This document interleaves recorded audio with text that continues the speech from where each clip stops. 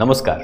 गोल्यान में आप सभी का स्वागत है। मैं हूं अभिनव सिंह। फ्रेंड्स, आज से मैं शुरू कर रहा हूं आपकी जो थर्ड पेपर है ओ लेवल की, जिसका नाम है M3R5। उसकी ये फर्स्ट क्लास होगी और फर्स्ट क्लास होने की वजह से ये बहुत ज़्यादा इंपॉर्टेंट भी होने वाली है। लेकिन एक बात है बताऊं मैं आपको, ये फर्स्ट क्लास है, ये यूट्यूब पर भी मिल जाएगी आपको, गोल्यान एप्लीकेशन पे भी मिल जाएगी। इसका PDF जो ऐप पे मिलेगा, गोल्यान ऐप पे। तो जो लोग पहले से पढ़ रहे हो, जैसे बहुत देखो, पहले भी मैं पढ़ा चुका हूँ ये क्लासेस, फर्स्ट क्लास तो पहले भी मैं कर चुका हूं। तो मैंने आपको बताया था कि मैं टाइम पे क्लास को दोबारा करता रहता हूं, है ना। तो जो लोग पढ़ चुके हो आगे अपना पढ़ते जाओ, जो लोग नहीं पढ़े हो यहां से शुरू करो अपना फर्स्ट क्लास से। इसके बाद अभी सेकंड चैप्टर जो है इसका काफी इंपॉर्टेंट है, उसको भी मैं कराने वाला हूं। तो पहले एक बात और बताऊं, अगर आपने अभी तक गोल्यान ऐप डाउनलोड नहीं किया है तो जरूर डाउनलोड करना। आप प्ले स्टोर पे जाना, वहां पे लिखना गोल्यान, मिल जाएगा आपको, डाउनलोड कर लेना। नहीं तो लिंक डिस्क्रिप्शन में, वहां से डाउनलोड कर लेना। अपनी तैयारी शुरू कर दो, पूरी कंप्लीट ओ लेवल आपको करनी है। तो क्योंकि मैं देखो, लोग अब मेरे से पढ़ना है तो मैं पढ़ा रहा हूं, देख लो, मैं ऐसे ही पढ़ाता हूं कुल मिला के। अगर अच्छा लगे तो आप आगे भी कंटिन्यू करो, नहीं लगे तो कोई बात नहीं, है ना। अब देखो, सबसे पहले तो आपका ये पता होना चाहिए कि ये जो ओ लेवल का थर्ड पेपर है, M3 का मतलब क्या होता है। इसका रीजन मैं अभी बताता हूं आपको। M3 का मतलब होता है मॉड्यूल 3, मतलब ये थर्ड मॉड्यूल है। कभी कोई पूछे आपसे तो। R5 का मतलब होता है रिवाइज्ड 5। रिवाइज्ड 5 का मतलब होता है कि 5 बार इसका सिलेबस रिवाइज्ड हुआ है, मतलब बदला गया है। कभी कभी .1 लग जाता है, जो सुनते हो आप लोग। पॉइंट लगता है, उसके बाद का मतलब होता है कि ये पैटर्न बदला हुआ है। होता है ना, कभी कोई पैटर्न भी बदल जाता है। अब पूछे पेपर का पूरे नाम क्या है, नाम है programming and problem solving through Python, इसका नाम है ये। अब ये सब क्यों जरूरी है आपको बताऊं मैं फ्रेंड्स। जब आप कभी भी एग्जाम देने जाओ तो आपको पैटर्न बता दूं मैं क्या क्या होता है। जो थ्योरी एग्जाम होगा आपका, उसमें कुल 100 MCQ पूछे जाएंगे, जो कि मार्क्स भी 100 के होंगे। एक क्वेश्चन 1 नंबर का। ऑनलाइन एग्जाम होगा आपका, CBT, computer based test. 4 option होंगे, टिक करते अपना चल आगे बढ़ते जाना है। प्रैक्टिकल में क्या होता है, प्रैक्टिकल की अगर बात करोगे तो इसमें कुल 3 क्वेश्चन पूछे जाते हैं, जिसमें से मात्र आपको 2 ही करना होता है।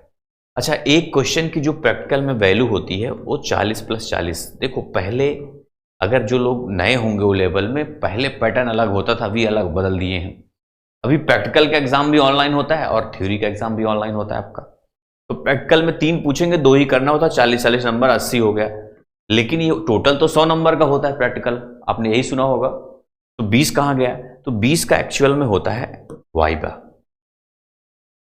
अब वाइवा में क्या पूछता है, तो वाइवा में जैसे प्रैक्टिकल का एग्जाम चल रहा है, उसी समय एग्जामिनर आएगा जब आप एग्जाम दे रहे हो, तभी 50 मिनट का टाइम होता है। प्रैक्टिकल में कुल 50 मिनट का टाइम आपको मिलेगा और थ्योरी में आपको 90 मिनट का टाइम मिलेगा।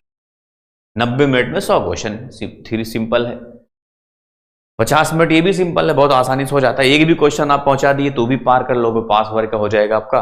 प्लस पास मार्क लोग पूछते हैं कितना होता है। देखो, पास मार्क तो दोनों 200 का होता है मिला के, वैसे पूरा ओवरऑल 100 नंबर का ये, 100 नंबर का ये, तो आपको दोनों मिला के कम से कम 100 प्लस पहुंचाना होता है। लेकिन सिंगल पेपर की अगर मैं बात करूं तो 33 होता है वैसे, लेकिन कोशिश किया करो ज्यादा से ज्यादा, ये 5 मार्क सोचा ही मत करो। वैसे 33% पाना होता है सिंगल पेपर में पास होने के लिए, लेकिन दोनों मिला के अगर आप करोगे तो 100 प्लस जाएगा, तभी आप पास हो पाओगे, नहीं तो नहीं। अब देखो, क्या मैं बता रहा था, वाइवा में, वाइवा जब कोई पूछने आएगा तो आपका जो प्रैक्टिकल का एग्जाम आप जब दे रहे हो उसी समय पहुंचेगा। जो क्वेश्चन रहेगा आपके सामने, उसी से रिलेटेड क्वेश्चन पूछ सकता है आपसे, आपका नाम पूछ सकता है, आपके बारे में थोड़ा बहुत जानेगा। जो सामने कंप्यूटर में दिखेगा ना क्या कर रहे हो आप, वही पूछ लेगा उसी से रिलेटेड। या फिर कभी कभी पूछता भी नहीं, ऐसा भी होता है, कभी कभी नहीं पूछता। स्टूडेंट बोलते हैं सर कुछ हमसे पूछा ही नहीं गया, नंबर मिलेगा कि नहीं मिलेगा, नंबर भी मिल जाता है, ऐसा होता है। कभी कभी लोग बताते हैं स्टूडेंट्स मुझसे कि M3 का मतलब पूछ लिया, क्या होता है, तो मॉड्यूल 3 होता है।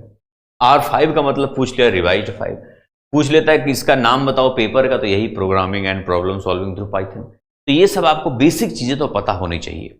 कोई बहुत बड़ी चीज नहीं पूछता वाइवा में भी, आप टेंशन नहीं लेना है। एक बात मैं बता दूं, अगर पूरी जैसे ये जो सीरीज में चला रहा हूं, ये एक्चुअल में ये पूरा कंप्लीट सिलेबस आपका है।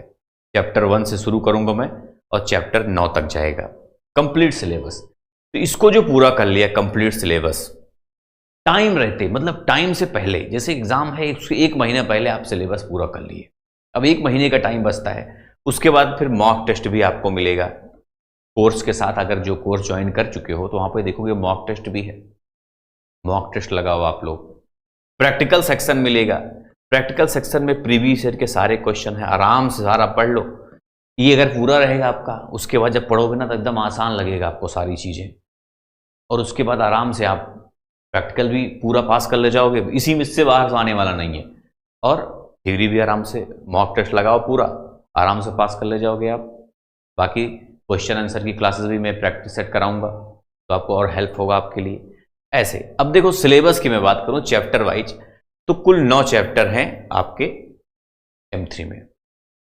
इंट्रोडक्शन टू प्रोग्रामिंग जो कि फर्स्ट चैप्टर है, यही आज हम लोग यही पढ़ने वाले हैं। ये बहुत छोटा सा चैप्टर हमारा है, सिंपल सा है, बेसिक है, थ्योरेटिकल है, इसमें कुछ प्रैक्टिकल चीजें नहीं है, कुछ नहीं है। सेकंड चैप्टर हमारा है algorithm flow chart to solve problem, मतलब इसमें हम एल्गोरिदम और फ्लो चार्ट्स के बारे में समझेंगे। जस्ट इसके बाद में बहुत जल्दी एल्गोरिदम फ्लो चार्ट जस्ट इसके बाद में शुरू कर पढ़ा दूंगा आपको, क्योंकि ये काफी बच्चों की डिमांड है, इसको फिर से पढ़ाने के लिए मैं बहुत जल्दी पढ़ाने वाला हूं। इंट्रोडक्शन टू पाइथन, यहां से आपका एक्चुअल में पाइथन शुरू होगा। जैसे लोगों को होता है ना कि यार पाइथन है, लेकिन फर्स्ट सेकंड चैप्टर में तो पाइथन का नाम ही नहीं दिख रहा है, क्या करें। तो थर्ड चैप्टर से एक्चुअल में पाइथन आपका शुरू होगा, प्रोग्रामिंग थर्ड चैप्टर से, तो यहीं से शुरू होगा। उसके बाद फिर फोर्थ सब में मतलब ऑपरेटर है, सीक्वेंस डेटा टाइप, फंक्शन है, फाइल प्रोसेसिंग, स्कोप है, नंपाई है, सब कुछ इसमें हम पढ़ेंगे। उसके बाद यहीं से शुरू होगा आपका। अब मार्क डिस्ट्रीब्यूशन भी थोड़ा समझना आपको जरूरी है कि नंबर कौन सा कहां से पूछेगा। देखो प्रैक्टिकल जो पूछेगा, प्रैक्टिकल के क्वेश्चन जो आएंगे वो इसके बाद ही आएंगे, ऊपर वाले से नहीं पूछता प्रैक्टिकल। इन 2 चैप्टर्स कोई मत लेना देना प्रैक्टिकल से नहीं होता है, इसी के नीचे पूछेंगे प्रैक्टिकल, इतना समझना। थर्ड से लेकर 9 तक कहीं भी पूछ सकते हैं, ऐसा होता है, ठीक है। थ्योरी में बात करूं अगर, तो फर्स्ट और सेकंड जो चैप्टर है उसका 20 नंबर का वेटेज दिया गया है। दिया गया है मतलब ऐसा जरूर नहीं पूछ ही लेगा, कभी कभी वैसे मैंने जो देखा है 10 से 15 नंबर का पूछता है मैक्सिमम, इससे ज्यादा तो नहीं पूछा है, 20 तक तो नहीं दिखता मुझे, लेकिन तब भी 20 मान के चलो आप। बाकी ये थर्ड चैप्टर है, फोर्थ है और फिफ्थ है, इन तीनों को मिला के 30 नंबर का है। और फिर छठवां चैप्टर और 7वां 8वां मिला के 40 नंबर का है, जिसमें फंक्शन भी है, फंक्शन बहुत क्वेश्चन पूछते हैं। और 10 नंबर का नंपाई बेसिक है, जो लास्ट चैप्टर मैंने दिखाया आपको।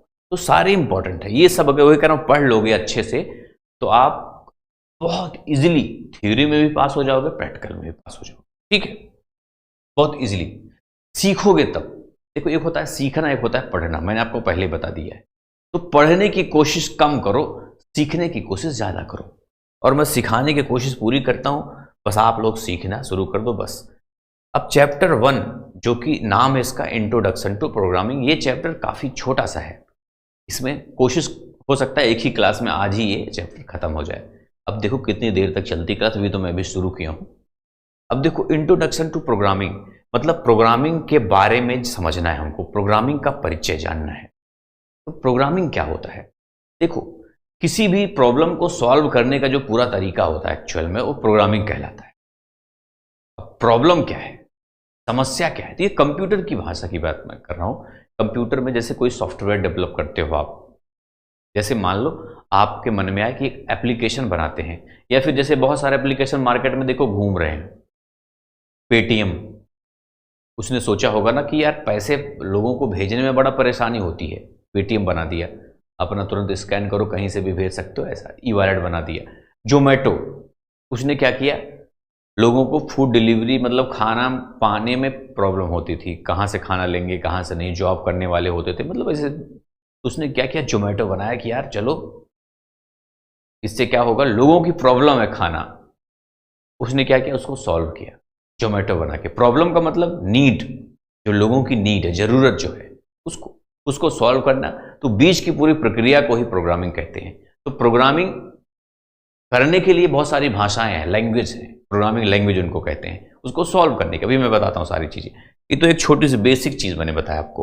प्रोग्राम बनाना मतलब वही कंप्यूटर में जब जितने भी काम हम करते हैं, जितनी भी चीजें कंप्यूटर में बनाई जाती हैं एक्चुअल में, कोई भी सॉफ्टवेयर हो, कोई एप्लीकेशन हो, सब प्रोग्राम के थ्रू ही बनती हैं। बेसिक मॉडल ऑफ कंप्यूटेशन, ये हमारा एक टॉपिक है फर्स्ट चैप्टर में। कंप्यूटेशन का अगर हिंदी मतलब जानोगे तो गणना होता है इसका, मतलब गणना करना, गणना, ठीक है। तो इसका मतलब ही गणना करना है। तो क्या है, देखो लिखा है बेसिक मॉडल ऑफ समस्या प्रोग्राम को हल करना। जैसे आपके मन में आया कि हमको ये प्रोग्राम बनानी है, ये एप्लीकेशन बनानी है, एक समस्या आपके सामने आई, नीड, जरूरत पड़ी लोगों की, फिर आपने क्या किया, सोचा कि एप्लीकेशन हम बनाएंगे। तो उस पूरे प्रोसेस को जो सॉल्व करने का तरीका होता है वो एक्चुअल में कंप्यूटेशन ही उसको कहते हैं, बाकी कुछ नहीं। भाई ऐसे आसानी तो सॉल्व होगा नहीं, उसका एक नियम होगा, कानून होगा, है ना, पूरा स्टेप होगा, पूरे प्रोसेस तब फॉलो करोगे तब जाके उसको सॉल्व कर सकते हो। तो ही पूरे प्रक्रिया को जो स्टेप बाय स्टेप आप करते हो, उन सब को ही मिला के कंप्यूटेशन कह देते हैं, बस। और कुछ है नहीं इसमें बताने लायक, और कुछ कंप्यूटेशन का मतलब यही होता है। अब जैसे प्रोसीजर फॉर प्रॉब्लम सॉल्विंग, देखो ये मत सोचना कि सर थोड़े में बता के निकल ले रहे हैं, मैं बहुत सोच समझ के बताता हूँ। जो बताता हूँ, जो मैं बता रहा हूँ उतना अगर आप समझ के, पीडीएफ आपको मिलेगा गोल्यान ऐप के क्लास के साथ ही मिल जाएगा, ठीक है। जिसको पढ़ना हो पढ़ लेना, लेकिन जो समझ गया है, कुछ है नहीं इसमें, इसको समझो जो मैं समझा रहा हूँ बस। ये जितना समझा उतना नहीं समझो, ज़्यादा समझोगे वो भी कोई फायदा नहीं, और जितना समझा रहा उतना अच्छे समझ लो, बहुत है। प्रोसीजर फॉर प्रॉब्लम सॉल्विंग, समस्या समाधान की जो प्रक्रिया है वो क्या है, वही उसी का पार्ट है। ये भी कॉन्सेप्ट क्लियर होना चाहिए, हम कर क्या रहे हैं ना, बहुत जरूरी है। वही है हम लोग जो कंप्यूटेशन, उसी का पार्ट ये भी है। सबसे पहले हम अंडरस्टैंडिंग द प्रॉब्लम, हमको प्रॉब्लम को समझना होगा। जैसे मैंने एग्जांपल दिया जोमेटो के बारे में, जोमेटो ने क्या किया, उसने प्रॉब्लम को समझा, लोगों की नीड क्या है उसको समझा। जैसे ओला, एक ओला नहीं, ओला, उसने क्या है, आपको गाड़ी ढूंढने में प्रॉब्लम होती थी उस समय लोगों को। अभी क्या है, मोबाइल पे बस आपको कहाँ जाना है कहाँ नहीं, टैक्सी बुक किया आपने, चले गए, आ गई यार टैक्सी, निकल लिए, तो आसान हो गया। तो लोगों की जो नीड थी, प्रॉब्लम थी, उसको उसने सॉल्व किया। जैसे लोग, कोई भी काम अगर लाइफ में आप ऐसा करते हो जो लोगों की जरूरत है, तो आपको चलना चलना तय है। जैसे बहुत लोग देखता हूँ चैनल बना लिए, प्लीज मेरा लाइक कर दो, सब्सक्राइब कर दो, देख लो, इससे कुछ नहीं होगा। जरूरत लोगों की, खुद ही ढूंढ के लोग आएंगे, उनकी मजबूरी में आएंगे। जैसे आप ये क्लास पढ़ रहे हो कि नहीं पढ़ रहे हो, क्योंकि आपकी नीड है, मैं पढ़ा रहा हूँ, नीड पूरी कर रहा हूँ, तो आप पढ़ोगे, है कि नहीं, मुझे कहना नहीं है कुछ, ये चीज होती है। तो प्रॉब्लम जो हो उसको पहले समझो, तब उसको पूरा करो। फिर design the program and make declaration, मतलब उसको आप डिजाइन करो। डिजाइन, अभी आप प्रोग्रामिंग नहीं कर रहे हो। जैसे आपने सोचा कि जोमेटो वाले ने सोचा होगा कि अच्छा फूड डिलीवरी का काम करेंगे, मतलब घर घर पहुंचाएंगे तो बड़ा मजा आएगा। तो उसने क्या सोचा होगा, ऐसा ऐप होगा, लोग उसको ओपन करेंगे, फिर ऐसे ऑर्डर करेंगे। ऑर्डर को पूरा कौन करेगा, होटल वाले, रेस्टोरेंट वाले, ऐसा मतलब उसने प्लान बनाया सारा, ऐसा इंटरफेस होगा, ऐसा वैसा होगा ना, डिजाइनिंग उसको कहते हैं। जब डिजाइन आपका लिए राइट कोडिंग को आपको करना होगा। भाई पहले पता तो हो क्या करना है, तभी तो करेंगे ना, तब कोड करोगे आप। कोडिंग करने के बाद कंपाइलिंग होता है, ये सब पूरा डिटेल आपको पीडीएफ में लिखा भी रहेगा। कंपाइलिंग का मतलब होता है कि देखो, हम जब कोई भी चीज लिखते हैं, हाई लेवल लैंग्वेज होती है, उसको मशीन जो होता है हमारा कंप्यूटर, उसको मशीन लैंग्वेज समझ में आती है। जैसे सोर्स कोड जो होता है, इसको सोर्स कोड भी कहते हैं, उसको ऑब्जेक्ट कोड में बदलना होता है। ऑब्जेक्ट कोड का मतलब होता है जो मशीन समझती है, जो हम लिखते हैं उसको हम मशीन भाषा में बदलते हैं, तभी उसको समझ में आएगा, नहीं तो कुछ मजा ही नहीं है। फिर रन द प्रोग्राम, जब कंपाइल हो गया, तब कंपाइलिंग के बाद अपना देखोगे, रन करोगे प्रोग्राम को, फिर कुछ गलती वलती मिल गई मान लो उसमें, टेस्टिंग करोगे उसको ना, टेस्ट करोगे मतलब कोई एरर तो नहीं है। फिर डिबग करोगे, मान लो एरर मिल गया तो उसको सही करोगे। डिबग का मतलब होता है एरर को सही करना, गलती को, त्रुटि को सही करना। फिर उसके बाद मेंटेन मॉडिफाई प्रोग्राम, अब उस बढ़िया बन गया, उसके बाद और मेंटेन करोगे, मॉडिफाई करोगे, उसको हमेशा के लिए हो जाएगा भाई। आप हमेशा उसको बढ़िया अपडेट रखोगे तभी तो चलेगा मार्केट में। ये चीजें होती हैं प्रोग्रामिंग, ठीक है। जैसे आपने देखा होगा यूट्यूब भी चेंज होता रहता है, फेसबुक में देखो बहुत सारे फीचर आते रहते हैं, समय समय पे नई नई फीचर डाल देते हैं, ये करो वो करो ऐसा। एल्गोरिदम क्या होता है? एल्गोरिदम फ्रेंड्स, जो भी प्रॉब्लम है, जो भी प्रोग्राम है बनाते हैं हम लोग, उसकी सॉल्व करने की एक प्रक्रिया, एक फार्मूला आप समझ सकते हो। फार्मूला जैसे हम लोग को कोई बोला कि सिंपल इंटरेस्ट निकालना है, तो आप क्या मन में आएगा? PRT, principal rate time upon 100। ये तीन चीजें मालूम हो आपको तो आप आराम से निकाल लोगे, यही मन में आएगा आपको। सेम उसी तरह से एल्गोरिदम होता है। हर प्रोग्राम का, हर जो भी प्रॉब्लम्स होंगी उसमें, उसका सबका अलग अलग एल्गोरिदम होता है। एल्गोरिदम मतलब फार्मूला, एक तरह से नियम, कैसे उसको सॉल्व करेंगे भाई। नियम होगा तभी तो, जैसे फार्मूला होता है, जैसे मैंने बता दिया SI निकालना, तो SI तो प्रोग्राम बनाने को बोल दिया आपको, तो ये भी तो सकता है कि सिंपल इंटरेस्ट निकालो आप पाइथन में, तो क्या करोगे आप? उसके लिए एल्गोरिदम एक होता है, यही फार्मूला को एल्गोरिदम बोल देते हैं। तो यहाँ पे देखो एल्गोरिदम या एक तरीका है, स्टेप बाय स्टेप प्रोसेस, या फिर एक फार्मूला है। कुल मिला के फार्मूला है, जिसे मैंने बता दिया। मैं देखो मैं एक लाइन में बता दूंगा, आप समझ जाओगे। तो कुल मिला के एल्गोरिदम क्या, एक तरह का फार्मूला है। अब एल्गोरिदम कैसा होना, विशेषता क्या है इसकी? तो कह रहा है कि अनएम्बिगुअस, मतलब स्पष्ट होनी चाहिए, समझ में तो आनी चाहिए, नहीं तो मतलब क्या है?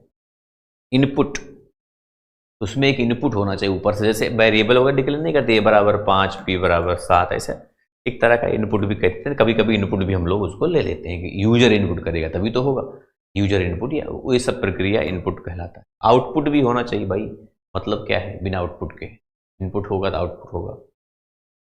फाइनाइटनेस मतलब परिमित, मतलब ऐसा मत बना दो कि लंबा चौड़ा खत्म ही ना हो, कोई लूप लगा दिया आपने, मतलब लिमिटेड होना चाहिए, सीमित होना चाहिए, नहीं सोचो कि बहुत बड़ा हो जाए।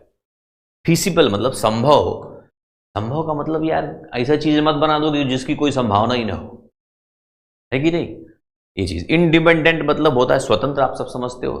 तो स्वतंत्र का मतलब होता है, जो एल्गोरिदम होता है एक्चुअल में, ये किसी पार्टिकुलर, किसी एक भाषा की नहीं होती। जैसे मार्केट में C है, C++ है, PHP है, पाइथन है, C# है, ऐसे बहुत सारे भाषा है, लैंग्वेज है, प्रोग्रामिंग लैंग्वेज है मार्केट में। तो ये जो एल्गोरिदम है, ये किसी एक भाषा के लिए नहीं बनता, सबके लिए समझ लो हो गया ये। आप किसी भी में भी आप उसको सॉल्व कर सकते हो। सिंटैक्स नहीं है ये, जैसे सिंटैक्स एक होता है, एक होता है एल्गोरिदम, दोनों में फर्क है। एल्गोरिदम एक तरीका है बताने का, ऐसा ऐसा करोगे तब आपका हो जाएगा। तो सबका सिंटैक्स अलग अलग हो सकता है, लेकिन एल्गोरिदम एक ही हो सकता है तो सबका, है ना? ये चीज है। आगे बढ़ भाई, ये हो गया स्यूडो कोड। स्यूडो कोड क्या है? ये भी एल्गोरिदम का एक एडवांस वर्जन है। जैसे मैंने बताया एल्गोरिदम एक तरह क्या है, फार्मूला है, उसी तरह से ये भी एक तरह का फार्मूला है, एडवांस वर्जन है एल्गोरिदम का। एल्गोरिदम सिर्फ लिखा जाता है ऐसे, मतलब इंग्लिश भाषा में लिखा जाता है, और ये थोड़ा सा एडवांस वर्जन में करके और उसको समझा दिया जाता है अच्छे से, स्यूडो कोड।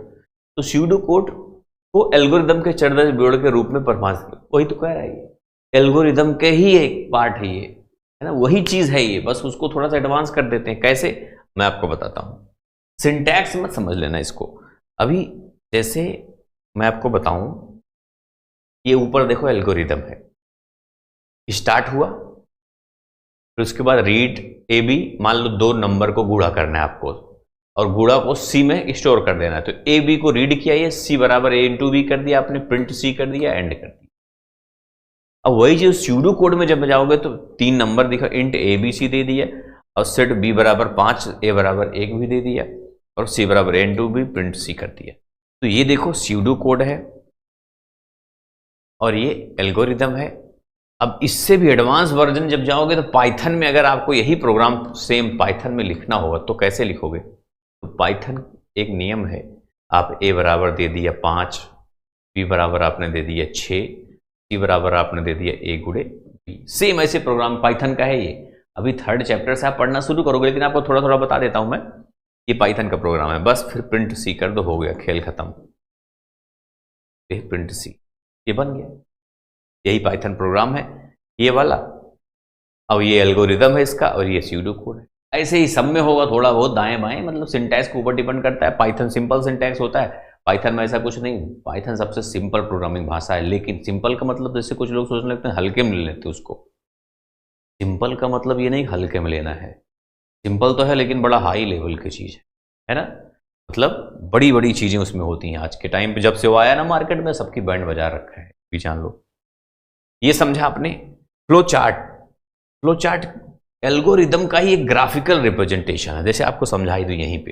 ये तो आपने पाइथन प्रोग्राम समझ लिया। एक बात और बताऊं, एल्गोरिदम, ये फ्लो चार्ट स्टार्ट को ऐसे रिप्रेजेंट करते हैं, ये स्टार्ट है, नीचे एंड है, तो एंड ऐसे है। इसी एल्गोरिदम को फ्लो चार्ट के रूप में जब कर देते हैं तो वही उसका ग्राफिकल रिप्रेजेंटेशन है। ये इसको इनपुट कहते हैं, रीड ए एंड बी। तो रीड ए एंड बी मतलब ये ऐसा ऐसा तिरछा रहेगा, इसे पैरागोनल है, ये पैरेलल मतलब समांतर चतुर्भुज कहते हैं। तो ये इनपुट हो गया, और यहां पे आउटपुट जो प्रिंट नहीं करवा रहे हो, ये जो प्रिंट सी लिखा आपने, प्रिंट को ऐसे, दोनों चीज सेम होता है, इनपुट आउटपुट। ये आउटपुट हो गया, ये इनपुट हो गया। बीच में इसको बोलते हैं प्रोसेस, गुणा भाग जोड़ घटाना जो भी किया जाता है प्रोसेस कहा जाता है उसको। तो प्रोसेस को सीधा रेक्टेंगल में करते हैं ऐसे, ये इसमें मन करता है एरो लगा दो ऐसे, स्टेप बाय स्टेप। ये आपका बन गया फ्लो चार्ट। तो फ्लो चार्ट में अगर आप समझोगे तो ये देखो, ये स्टार्ट, ये स्टॉप, स्टार्ट एंड, ओवल बोलते हैं इसको। ये पैरेलगोनल है, इसको समांतर चतुर्भुज बोलते हैं। ये क्या है, इनपुट आउटपुट, बीच में प्रोसेस, खेल खत्म आपका। यही है उसी का, सेम इसी का, इसको मैंने बना दिया ग्राफिकल रिप्रेजेंटेशन में। आपका फ्लो चार्ट भी कंप्लीट होगा इसी चैप्टर में। इतने फ्लो चार्ट पूछते हैं, ज़्यादा नहीं, 2 और पूछते हैं, बताऊंगा मैं। अभी अगला चैप्टर भी हमको पढ़ना है। फ्लो चार्ट इसका एक ग्राफिकल रिप्रेजेंटेशन है, मैंने बता ही दिया, समझा दिया, कुछ समझना भी नहीं है आपको। देखो ये स्टार्ट, ये स्टॉप, ये इनपुट, ये आउटपुट, ये प्रोसेस, बस कुछ है नहीं इसमें। यही है फ्लो चार्ट आपका।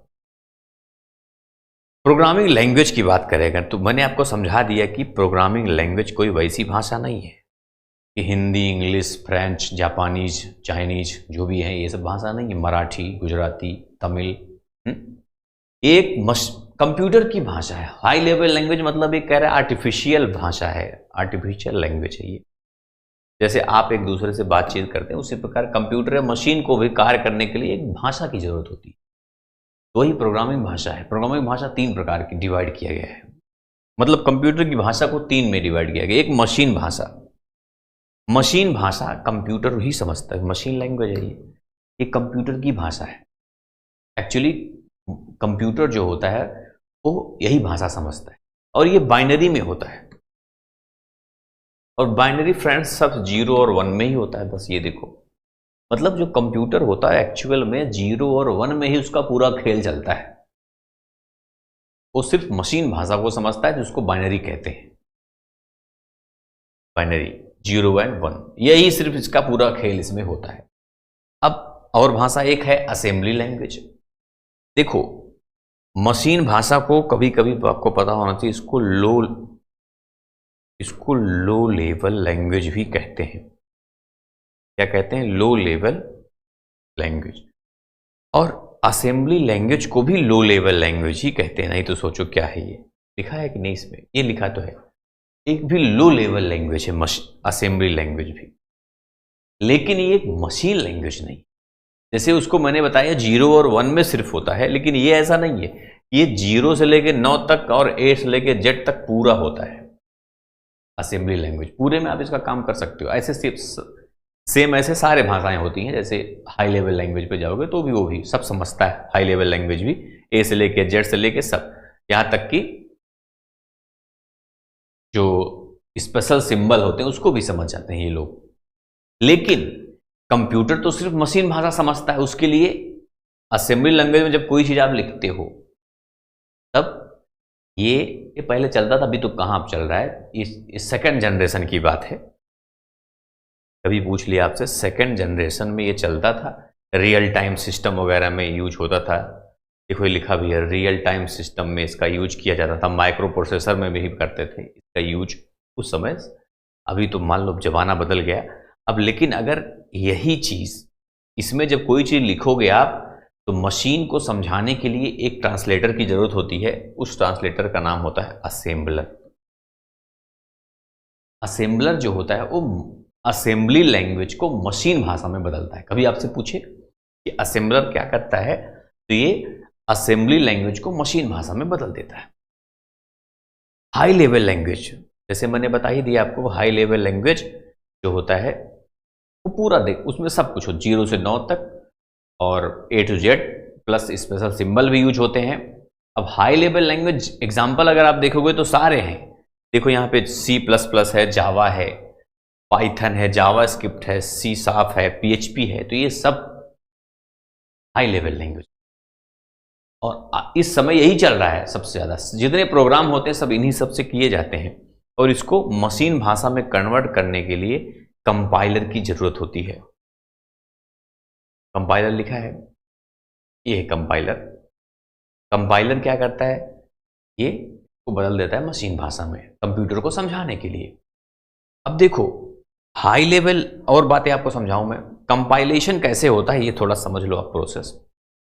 जैसे मैंने आपको बताया कि जब आप प्रोग्राम करते हो तो उसको सोर्स कोड कहा जाता है। ये हाई लेवल लैंग्वेज में जब कोई प्रोग्राम आप लिखते हो तो उसको सोर्स कोड कहेंगे।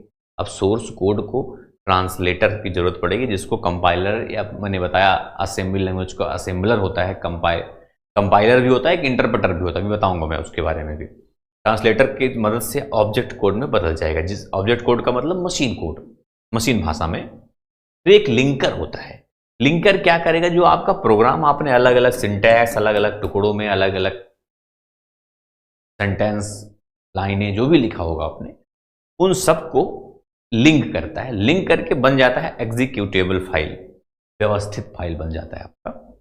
फिर एक होता है लोडर। ये लोडर जो होता है ओएस का हिस्सा होता है, ऑपरेटिंग सिस्टम का। ये क्या करेगा, जब आप प्रोग्राम कंप्लीट एग्जीक्यूट कर दिए, सब कुछ हो गया, फिर ये मेमोरी में जाके सेव करवा देता है लोडर। इतनी बातें आपको अगर पता चल गई तो आप बहुत कुछ समझ सीख गए, क्योंकि इस पूरे चैप्टर से 5-6 क्वेश्चन पूछ सकता है, 4-5-6 क्वेश्चन। और जो बता रहा हूं इन्हीं में से पूछेगा 100%, हो सकता है एक्स्ट्रा पूछे तो वो क्वेश्चन में आपका कवर हो जाएगा। अब देखो भाषा ट्रांसलेशन, लैंग्वेज ट्रांसलेशन की बात करें, 3 प्रकार के होते हैं, एक असेंबलर, एक कंपाइलर, एक इंटरप्रेटर। असेंबलर जो होता है मैंने अभी जस्ट बताया कि ये सिर्फ और सिर्फ असेंबली लैंग्वेज पे वर्क करता है। असेंबली लैंग्वेज को ये मशीन भाषा में बदल देता है। किसको, जो असेंबली आपने अभी देखा उसको ये बदलता है मशीन लैंग्वेज में, ML। ठीक है। कंपाइलर क्या करता है, ये हाई लेवल लैंग्वेज को मशीन लैंग्वेज में बदल देता है। ठीक है। इंटरप्रेटर क्या करता है, ये भी वही काम करता है जो हाई लेवल लैंग्वेज करता है, लेकिन डिफरेंस क्या है दोनों में। फिर डिफरेंस सिर्फ इतना है, कंपाइलर में जैसे आपने कोई चीज लिखा तो क्या होगा, आपने इसे पूरा लिखा और गलती आपने यहां बीच में कर दिया कुछ यहां पे, तो ये पूरा प्रोग्राम आपका रन नहीं होगा, बोलेगा गलत है। लेकिन इंटरप्रेटर का कहानी है, एक एक लाइन को ये देखो, इस मेन मतलब इन दोनों का क्या है, ये पूरे प्रोग्राम को एक साथ कंपाइल कर देता है। इंटरप्रेटर एक एक लाइन को कंपाइल करता है, यही इन दोनों में फर्क है। समझे कि नहीं। अब इंटरप्रेटर क्या करेगा, मान लो आपने कई लाइनें लिखा है और गलती आपके 3rd लाइन में है, तो पहला फर्स्ट 2 लाइन जो 2 लाइन है वो आपका रन हो जाएगा। 3rd लाइन पे जब पहुंचेगा तब बोलेगा 3rd लाइन में आपका मिस्टेक। ऐसा होता है, यही इंटरप्रेटर और कंपाइलर में यही फर्क है। तो कंपाइलर देखा जाए तो पूरे एक साथ कर देता है, लेकिन फास्ट भी होता है। तो इंटरप्रेटर क्या स्लो होता है, नहीं, कहने को फास्ट स्लो है, स्लो कुछ नहीं होता, मैंने देखा है, सब काम करता हूं मैं, वही सब है। पाइथन जो होता है, आपको पहले बता दे रहा हूं मैं, क्योंकि पूरा पाइथन का ही चैप्टर पेपर है, ये पूरा होने वाला है ना। तो पाइथन जो होता है इंटरप्रेटर बेस पे ही काम करता है। जैसे कंपाइलर पे कौन कौन सा करता है, जैसे कंपाइलर पे आप देखोगे तो C हो गया, C++ हो गया, C# हो गया, और जावा हो गया, ये सब कंपाइलर बेस पे काम करते हैं, लेकिन पाइथन जो होता है इंटरप्रेटर पे काम। ठीक है, ऐसा पता होना चाहिए। और असेंबलर मैंने बताया असेंबली लैंग्वेज होता है, जो अभी लिंकर के बारे में मैंने क्या बताया, बताओ लिंकर के बारे में मैंने क्या बताया? यही तो बताया कि लिंक कर देता है, जो अलग अलग होते हैं सारे आपके प्रोग्राम को लिंक करके व्यवस्थित बना देता है, एग्जीक्यूटेबल फाइल बना देता है। वही तो लिखा है, मशीनी भाषा में अनुवादित किया जाता है तो उस प्रकार प्राप्त होने वाला आउटपुट ऑब्जेक्ट प्रोग्राम या केवल लिंकर क्या करता है, सभी को मिलाकर वास्तविक एग्जीक्यूटेबल फाइल बना देता है। ठीक है, मैंने पहले बता दी, इसलिए मैं कहता हूं जो मैं बता दूं तुम्हें ध्यान देना बस, बहुत है। लोडर क्या करता है मैंने बता दिया आपको, ये मेमोरी में स्टोर कर देगा उस प्रोग्राम को। ये लोडर एक ऑपरेटिंग सिस्टम का हिस्सा होता है, जैसे विंडो हो गया उसमें, तो ये क्या करे मेमोरी में ले जाएगा, मेन मेमोरी हो गया, हार्ड डिस्क में ले जा सकता है, फ्लॉपी डिस्क में, जहां पे भी ले जाएगा कुल मिला के मेमोरी में ले जाएगा। इसमें लिखा होगा सब वही चीज, ये देखो hard disk floppy disk memory में भेजती है ना, ऑपरेटिंग सिस्टम का हिस्सा है। ये सब मैंने पहले आपको एक ही लाइन में बता दिया। देखा जाए तो टेस्टिंग, डिबगिंग और डॉक्यूमेंटेशन। टेस्टिंग क्या है? अच्छा, टेस्टिंग कोई अलग प्रोसेस नहीं होता, डिबगिंग का एक हिस्सा होता है टेस्टिंग। तो आप कंफ्यूज कभी मत होना, आप सोचो कि टेस्टिंग अलग होता है डिबगिंग अलग होता है, ऐसा कुछ नहीं है। टेस्टिंग डिबगिंग का ही एक हिस्सा है, अलग नहीं होता। ठीक है, तो टेस्टिंग त्रुटि को खोजने के लिए होता है, मतलब ढूंढता है ये। फिर वही बता दे रहा हूं मैं, डिबगिंग में ही टेस्टिंग हो जाता है। डिबगिंग जब करोगे आप तो टेस्टिंग भी कर लेगा, फिर डिबगिंग भी कर देगा। डिबगिंग का मतलब होता है, टेस्टिंग का मतलब होता है त्रुटि को खोजना, एरर को खोजना, फाइंड एरर, एंड डिबगिंग क्या करेगा? सॉल्व एरर, सॉल्व करेगा एरर को, सही करेगा, है ना, गलतियों को। यही काम है दोनों का। तो देखो डिबगिंग क्या करेगा, डिबगिंग वह प्रक्रिया है जिसमें प्रोग्राम में त्रुटियां खोजी जाती हैं। देखो यहां पे लिखा है नहीं खोजी जाती हैं, टेस्टिंग में भी खोजी जाती हैं। देखो त्रुटि खोजने का उद्देश्य है, तो डिबगिंग में भी खोजने की बात कर रहा है और उसको ठीक भी किया जाता है। तो ये कभी क्वेश्चन पूछे आपसे कि प्रोग्राम गलती को ढूंढना कौन करता है, ढूंढता है तो डिबगिंग, सही कौन करता है, डिबगिंग, सब कुछ यही करता है। हाँ, इसी का हिस्सा है तो अलग से भी दे देते हैं, टेस्टिंग, डिबगिंग और डॉक्यूमेंटेशन। डॉक्यूमेंटेशन क्या है? डिबगिंग मतलब गलती को सही कर देगा, जो भी गलती आपको मिलेगी। अब गलती किस प्रकार की हो सकती है पहले ये समझ लो, उसके बाद मैं डॉक्यूमेंटेशन के बारे में आपको बता देता हूं। गलती सिंटैक्स एरर हो सकता है आपका। सिंटैक्स एरर का मतलब आपने प्रोग्राम ही गलत लिख दिया, सिंटैक्स में ही गलती डाल दी है, कहीं कॉमा लगा दिया, कहीं कुछ लगा दिया, क्वेश्चन मार्क गलती से लगा दिया, कुछ लगा दिया, तो सिंटैक्स एरर है आपका। कहीं आपने प्रिंट कर रहे हो, प्रिंट में यहां ब्रैकेट लगाना भूल गए, कुछ भूल गए, सिंटैक्स एरर है ये। प्रिंट में आपको स्मॉल लिखना था, आपने कैपिटल लिख दिया, पी, गलत हो गया। तो यही कहते हैं सिंटैक्स एरर। तो आपका प्रोग्राम रन होगा ही नहीं, बोलेगा अरे यार गलत है ये, सही करो इसको पहले, है ना ऐसा। फिर run time error. Run time error जो होता है, प्रोग्राम तो रन हो जाएगा आपका, लेकिन आपने उसमें कुछ मिस्टेक कर दिया। अब उसका आपका जो आना चाहिए 10 या कुछ आ रहा है 10.000000 ऐसे आ रहा है, रुक ही नहीं रहा, लूप लगा दिया आपने, रुक ही नहीं रहा, लूपिंग चल रहा है, चल रहा है, चल रहा है, चल रहा है। लूप को बंद होना चाहिए, 0 से डिवाइड कर दिया, वो अपना डिवाइड होता चला जा रहा है।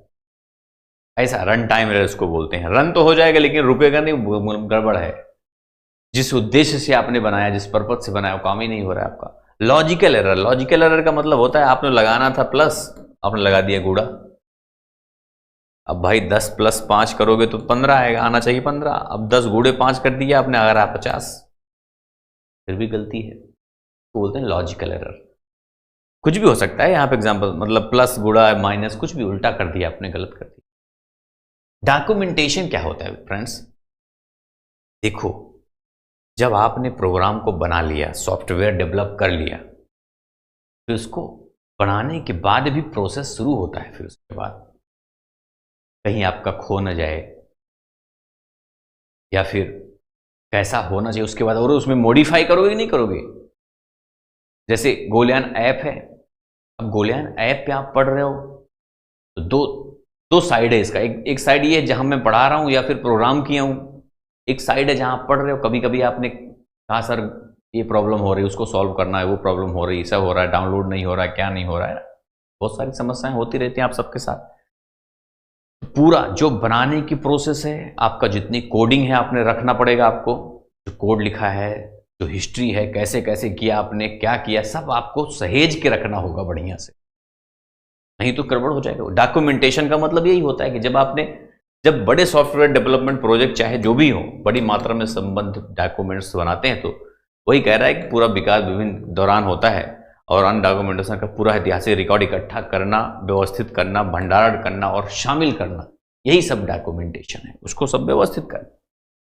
दो तरह के डॉक्यूमेंटेशन भी हो सकता है, एक यूजर डॉक्यूमेंटेशन, एक टेक्निकल डॉक्यूमेंटेशन। यूजर डॉक्यूमेंटेशन का मतलब क्या होता है, जैसे आप लोग जो गोलयान है उसको पढ़ रहे हो, तो वो आपका साइड है एक जो देख रहे हो, जिसको बोलते हैं फ्रंट एंड, में फ्रंट एंड यूजर साइड है।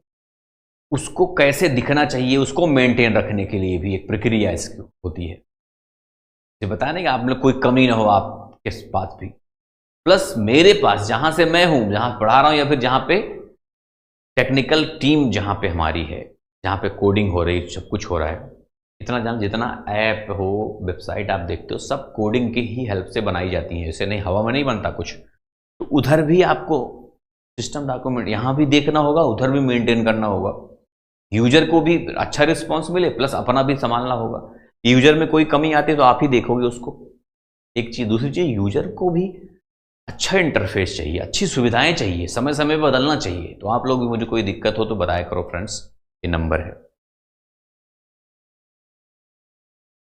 984-8736-077-984, ये हमारा व्हाट्सएप नंबर है।